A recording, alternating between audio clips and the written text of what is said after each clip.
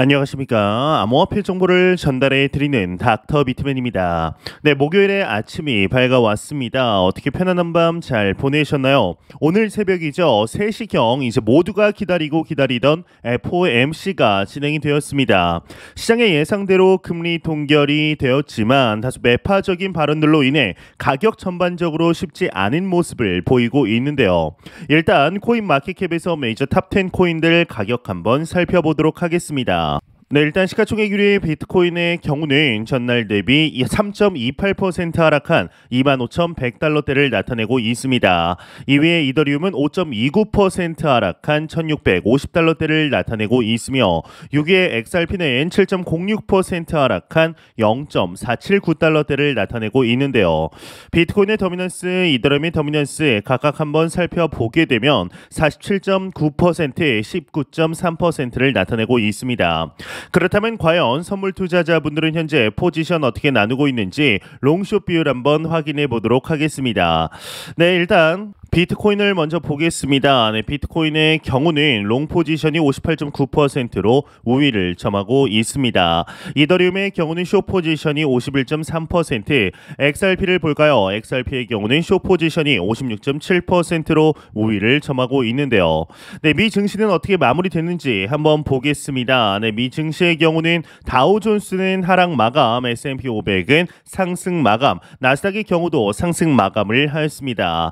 미 달러 인덱스의 경우는 0.20% 상승한 모습, 환율의 경우는 1281원으로 0.49% 상승한 모습을 확인할 수가 있네요. 네, 현재 이제 오늘 새벽 뉴욕 증시는 14일 연내 추가 긴축 여지를 남긴 이 FOMC 회의 내용의 출렁인 뒤에 방금 보시다시피 혼조세로 마감이 되었습니다. 이날 연준은 예상대로 기준금리를 연 5.00에서 5.25%로 동결해서 이 10회 연속 지속됐던 금리 인상 행진에 일단 브레이크를 걸게 되었는데, 다만 업데이트된 이 점도표, 여기서 점도표라는 것은 연준 위원들의 향후 금리 전망을 나타낸 도표다라고 보시면 되는데요.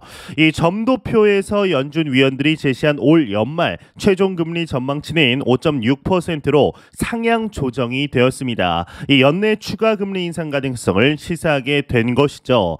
이는 지난 3월 내놓았던 점도표상의 전망치 5.1%에서 약 0.50%포인트 오른 것으로 연내 두 차례 각 25bp 추가 인상 가능성을 시사한 것으로 보이는데요. 뒤이은 기자회견에서 제롬 파월 연준 의장은 인플레이션을 낮추는 것이 최우선순위라며 위원회는 인플레이션을 2%로 낮추기 위해 무엇이든 다 할 것이다 재차 강조하였습니다. 이어서 올해 금리 인하는 적절치 않고 인플레이션이 내려온 뒤에 금리를 인하하는 것이 적절하다라며 이 연준 위원 중 누구도 올해 금리 인하를 예상하지 않는다라고 못 박았는데요. 이 시장의 연내 금리 인하 기대에 사실상 선을 그은 것이죠. 예상보다 이제 매파적이었던 회의 내용에 출렁였던 미 증시는 이후 장중 저점에서 회복되며 비교적 선방하는 모습을 보였습니다. 이 오한다의 에드워드 모야 수석 애널리스트는 연준 성명과 전망은 매우 매파적이었으나 이 파월 의장은 이제 기자회견은 인플레이션 파이팅 내용이나 7월 금리 인상을 확정짓지 않았다라는 점에서 다소 낙관적이었다 평가를 하였는데, 이 모건 스탠리의 한 분석가는 연준 발표가 매파적 뉘앙스를 담았음에도 S&P 500 지수가 크게 떨어지지 않은 점이 인상적이다라고 평가를 하게 됩니다. 이 시카고 상품 거래소 CME 패드워치에 따르면 이날 FOMC가 마무리된 뒤에 미국 연방기금 금리 선물 시장은 오는 7월 연방공개시장위원회에서 연준이 금리를 25bp 인상할 확률을 무려 62%로 반영했고, 내년 1월에서야 금리 인하가 시작될 것으로 예상을 하였습니다. 이에 크립토 마켓은 현재 고전을 면치 못하고 있는데요. 그럼에도 비트코인 측면 긍정적인 소식들 지속적으로 나오고 있습니다. 네, 이제 기술적 분석을 통해 보았을 때 37K 즉 37,000달러까지 상승이 충분히 가능하다라고 하는데, 자세한 내용 함께 보도록 하겠습니다. 네, 헤드라인을 보게 되면 비트코인 스로우백 패턴 37,000달러를 향한 잠재적 랠리 가능성 시사, 이렇게 헤드라인이 멋지게 장식이 되어 있습니다. 네, 비트코인 일간 차트에서 스로우백 가격 패턴이 등장하며 37,000달러를 향한 잠재적 랠리 가능성을 시사하고 있다라는 분석이 나왔습니다. 14일 코인데스크에 따르면 스로우백은 기술적 분석에서 이전에 브레이크아웃 레벨 또는 저항선에서 지지선으로 바뀐 레벨로의 가격 하락을 가리키는데, 자산 가격은 브레이크아웃 이후 일정 기간 랠리를 펼치다가 상방향 모멘텀을 상실하면서 브레이크아웃 지점으로 후퇴를 하게 된다고 합니다. 미국 유명 트레이더 토마스 불코프스키는 자신의 저서에서 이 스로우백 패턴이 완성되면 가격이 상승하는 경우가 상승하지 않는 경우보다 확률적으로 많다라고 했는데, 이 비트코인은 이제 최근 25,000달러 부근까지 하락 이전의 역머리와 어깨 패턴을 구성하는 목둘레선 저항선을 재방문을 하면서 이 저항선은 지난 3월 돌파했고 이후 지지선으로 변경이 됐다고 합니다. 이 발키리 인베스트먼트의 연구 책임자 조슈아 올제비치는 비트코인이 3월 중순 고점 31,000달러에서 이전의 브레이크아웃 지점까지 19% 하락한 것은 전형적인 스로우백 패턴이다라고 밝히게 되었는데요. 네, 보시게 되면 이렇게 있다가 고점 31,000달러를 치고 지금 하락해서 저점까지 왔다라는 것이죠. 이 박스권까지 이쪽에서 이제 바닥을 치고 다시금 37,000달러까지 오를 수 있다라는 것인데, 이 주간 시장 보고서에서 항상 그런 것은 아니지만 대개 가격은 이 저항선을 상향 돌파한 뒤 그 레벨로 다시 돌아온다, 이 같은 형태는 스로우백으로 묘사되며, 이런 경우는 또한 거의 3개월의 강세 역전 하락형 쐐기 차트 패턴을 포함한다라고 적혔다고 합니다. 이 밑에 내용은 뭐 그리 중요하지 않은 내용이라 이제 넘어가도록 하겠습니다. 이제 스로우백 패턴의 경우는 2보 전진을 위한 1보 후퇴 정도로 보시면 되는데, 이와 더불어 매수 시그널이 하나 더 나왔다고 하는데요. DWF 랩스 창업자의 경우는 암호화폐 현물 거래량이 바닥을 찍었으며 이는 매수 적기인 신호이다라고 분석을 하였습니다. 이제 자신의 트위터를 통해서 암호화폐 현물 거래량이 24시간 동안 230억 달러에서 불과하다, 2019년 크립토 윈터 이후 가장 적은 수준이며 이는 암호화폐 매수 적기다 할 수 있다, 이렇게 설명을 하였습니다. 추가적으로 몇 달 안에 암호화폐 가격이 상승하고 시장 활동이 증가하는 모습이 나타날 수 있다라며, 이 규제 리스크, 혼란한 금융시장, 유동성 부족, 시장 폭락, 거래량 및 자산 붕괴 등 악재가 만연한 것처럼 보이지만 대체로 악재가 만연한 시기는 최적의 매수 시기다, 이렇게 언급을 하였네요. 네, 지난 5월 음봉 마감으로 전환한 뒤에 6월 상승 랠리를 기대하였지만 참 아쉬운 모습 계속해서 연출하고 있습니다. 이제는 상승하는 모습 보여주었으면 좋겠는데, 이러한 소식과 더불어서 중국에서 하나의 재미있는 소식이 나왔습니다. 현재 미국에서 SEC를 필두로 크립토 관련 규제에 힘을 쏟으면서 이 당근보다는 채찍이 훨씬 많은 상태이죠. 이에 수많은 기업들이 미국을 떠나려고 준비 중인 것으로 알려졌는데, 이에 홍콩의 경우는 은행들에게 암호화폐 계좌를 만들으라고 압박하고 있다라고 하는데요. 이게 무슨 내용인지 같이 한번 보도록 하겠습니다. FT 홍콩금융관리국 은행들의 암호화폐 거래소 계좌 개설 압박하고 있다, 헤드라인이 장식이 되고 있습니다. 네, 홍콩금융관리국이 HSBC, 스탠다드 차타드 등 은행들의 암호화폐 거래소와 거래하도록 압박했다, 이렇게 파이낸셜 타임스가 익명의 소식통을 인용해 보도를 했다고 합니다. 이 당국은 지난 4월 암호화폐 거래소들이 홍콩에서 잘 사업할 수 있도록 은행들의 서한을 보낸 것으로 알려졌는데, 은행이 암호화폐 기업 고객을 받을 수 없다라는 금지 규정은 없지만 이 자금 세탁 등 불법 활동에 연루될 경우 기소될 수 있다라는 우려로 인해 은행들은 암호화폐 거래소와 거래를 트는 것을 꺼리고 있다라고 합니다. 이 홍콩 은행들은 현지 당국의 압박과 미국 규제 상황 사이에서 이제 갈등 중인 것으로 알려졌다라고 합니다. 네, 현재 이를 보게 되면은 홍콩을 필두로 이 중국에서 홍콩을 개방문으로 보면서 이 크립토 마켓에 대한 장악력을 테스트하려는 것이 아닌가라는 생각이 듭니다. 이 홍콩뿐만 아니라 러시아나 스위스 등 미국 외에도 크립토 관련해서 친화적인 모습을 보이는 국가들이 대거 등장하고 있기 때문에 미국이 지금과 같은 기조를 계속해서 보이고 있다라면 패권을 빼앗기는 것은 시간 문제이지 않을까 생각이 드는데요. 하루라도 빨리 미국이 정신을 차려야 되지 않을까 싶습니다. 네, 이런 소식과 더불어서 매일같이 나오는 리플 XRP 관련 소식 오늘도 또한 나왔습니다. 네, 현재 리플사의 경우는 미 SEC와의 소송으로 힘든 시간들을 보내고 있는 와중 그럼에도 긍정적인 소식들 지속적으로 나오고 있습니다. 이제 최근 미 SEC와 암호화폐 시장 전반적으로 갈등이 고조되고 있지만 그럼에도 이번 분기 XRP의 퍼포먼스는 나쁘지 않았습니다. 예, 대한민국의 대표 거래소 중 한 곳이죠. 코빗에서 하나의 보고서를 발표하였는데 이 활동량이 상승하며 이러한 흐름들이 가속화될 것이라는 전망을 내놓았다고 합니다. 자세한 내용 함께 보도록 하겠습니다. 네, 헤드라인을 보게 되면 리플 1분기 동안 가치 크게 상승했다. 활동량 상승 가속화될 것이다. 헤드라인이 장식이 되어 있는데요.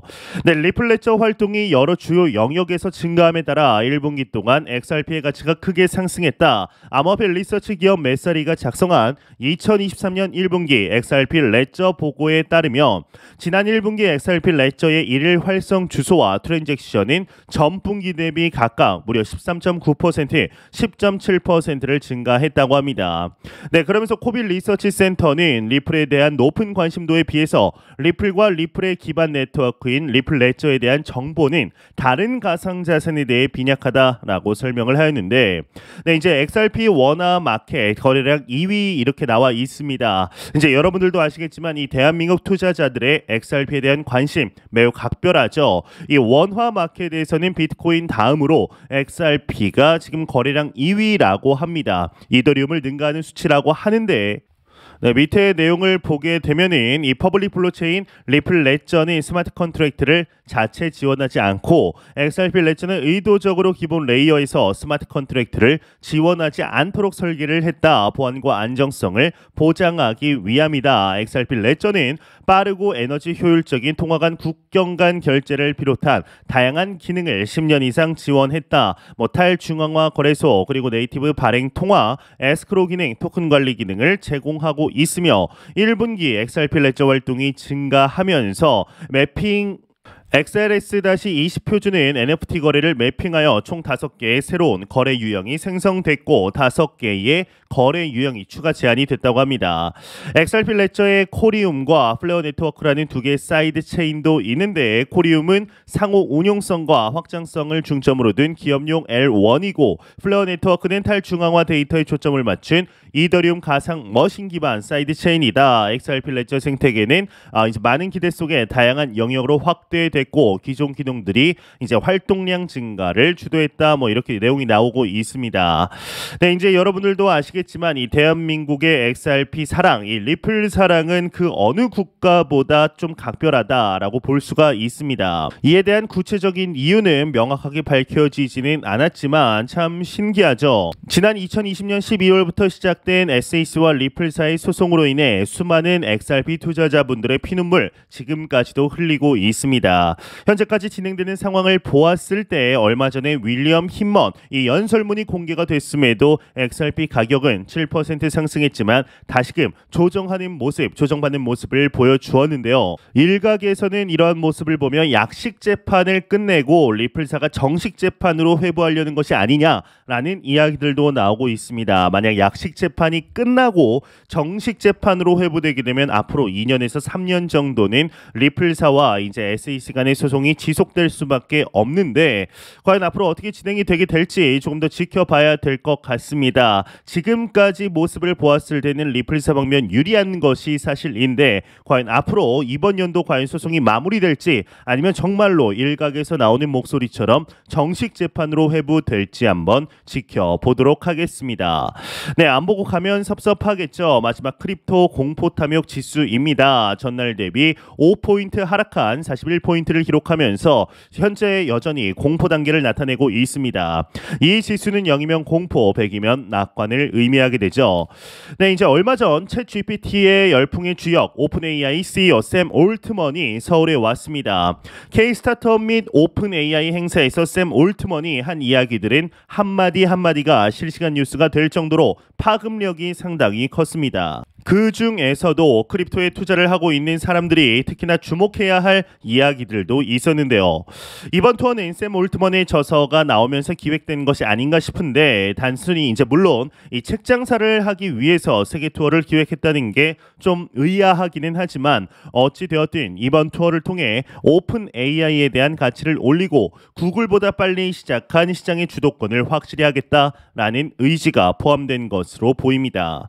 일단 가장 먼저 주목해야 할 지점은 규제와 혁신이었습니다. 이 샘 올트먼은 이번 세계 투어에서 가장 놀라웠던 것이 이 세계 각국의 정부들이 혁신을 저해하지 않으려 한다라는 것이라고 말했습니다. 그러면서 혁신이 계속 이어져야 한다라는 사실에 규제 당국자들도 동의하고 있다 전했는데, 그런데 아이러니하게도 현재 가장 혁신을 가로막고 있는 국가가 여러분들도 아시다시피 미국이죠. 이 크립토에 있어서 더더욱 그렇습니다. 이 공화당과 민주당이 첨예하게 맞서면서도 동시에 양당의 입장을 최대한 담고 있습니다.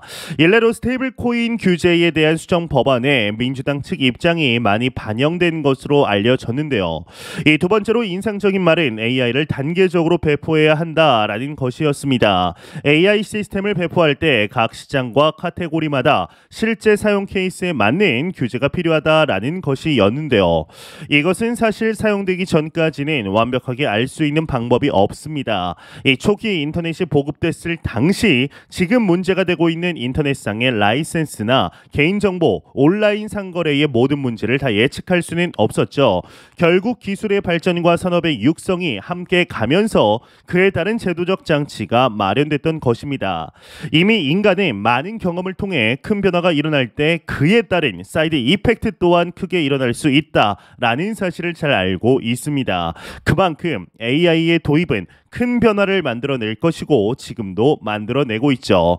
일례로 개인적으로 저만 보더라도 많은 검색을 이제는 포털보다 구글의 AI 바드에서 대부분 해결하고 있습니다. 이 변화는 급격합니다. 사람들이 AI를 처음 경험했을 때 느끼는 감정은 과거 인터넷이 처음 도입했을 때와 많이 다릅니다. 초기 인터넷은 그저 몇몇 특이한 젊은 세대의 장난감 같은 느낌이 강했는데, 하지만 AI가 처음 나왔을 때 당장 들었던 생각은 여러분들도 느끼시겠지만 바로 두려움이었습니다. 이런 기술로 또 얼마나 많은 직업이 사라지고 얼마나 많은 사람들이 일자리를 잃을까를 걱정해야 했던 것이었죠. 이에 대해 샘 올트먼은 AI가 모든 일자리를 대체하지 않으며 마지막 산업혁명도 아니다라는 말을 했습니다. 실제로 인터넷이 일상화되면서 많은 직업들이 사라졌지만 인터넷을 기반으로 한 많은 일자리들이 또 새롭게 만들어졌죠. 그로 인해 훨씬 더 많은 사람들이 부를 이룰 수 있는 기회도 가지게 되었습니다.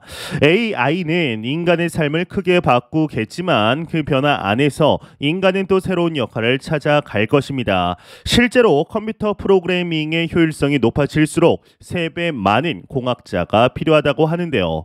이 모든 사람이 다 공학자나 프로그래머가 될 수는 없기 때문에 결국 많은 사람들이 기본소득에 기대어 살아가게 될 것입니다. 기본소득으로 생명을 연명하는 사람들이 나타나겠지만 큰 부를 이룰 기회는 더 많이 열리기도 할 것입니다. 부를 이룰 수 있는 방법도 과거의 주식, 채권, 부동산, 금 같은 전통 자산이 아니라 훨씬 다양해질 것입니다. 이 크립토는 누가 뭐래도 그 중심에 있습니다. 이 규제 이야기만 나왔다가 쏙 들어가 버렸던 과거와 지금은 상황이 완전히 달라졌습니다. 이 세계 각국이 크립토에 대한 법안을 준비 중이고 유럽의 미카가 그 첫 테이블 끊었습니다. 미국이 어떻게든 막아보려고 하고 있지만 그럴수록 미국이 고립될 뿐이겠죠. 결국은 크립토로의 자금 흐름이 더 빠르고 거대해질 수밖에 없습니다. 왜 크립토로 더 많은 자금이 흘러 들어올까요? 단순합니다. 인간은 더 편하고 쉬운 것을 따라가기 때문입니다. 처음 스마트폰이 나왔을 때는 젊은 사람들만 이용하는 특별한 물건 같은 아우라가 분명히 있었습니다. 하지만 요즘은 어르신분들도 카톡을 하고 유튜브를 이용하죠. 더 빠르고 편리하고 좋은 곳으로 인간은 자연스럽게 가게 되어 있습니다. 향후 10년 내에 해외에 가기 위해 나가기 위해 환전하는 일은 완전히 사라질 가능성이 매우 큽니다. 이 세계 어느 나라에 가든 비트코인으로 편하게 결제하는 일이 일상화될 것입니다. 이 라이트닝 네트워크를 이용하면 순식간에 수수료 없이 결제가 가능하죠. 해당 국가의 화폐를 구경할 필요가 없습니다. QR코드만 있으면 이 모든 일이 가능하죠. 어떻게 하면 부자가 될 수 있을까요? 이 부자가 되고 싶어도 요즘은 사실상 세금 때문에 조금 벌었다던 사람들도 결국 국세청에 두들겨 맞고 번 돈을 다 토해내는 경우가 매우 많습니다. 그런 점에서 코인은 여전히 기회가 있죠. 해외에 있는 코인은 5억 이상부터가 신고가 의무입니다. 그 이상은 신고가 필요 없습니다. 게다가 코인으로 차익을 내도 세금이 없죠. 2024년에는 총선이 있기 때문에 과세를 할 가능성이 매우 낮습니다. 그렇다면 2024년 반감기 이후 2025년 다시금 찾아올 불장이 사실상 코인으로 세금 없이 큰 돈을 벌 수 있는 마지막 기회일 수 있습니다. 이 세금이 붙으면 최소 20에서 30%는 당연히 붙겠죠. 그보다 더한 과세도 사실상 가능하기 때문에 지금 사 모으는 비트코인이 마지막 불을 이룰 기회라는 사실을 기억하고 절박한 마음으로 모아야 하지 않을까 싶은데요.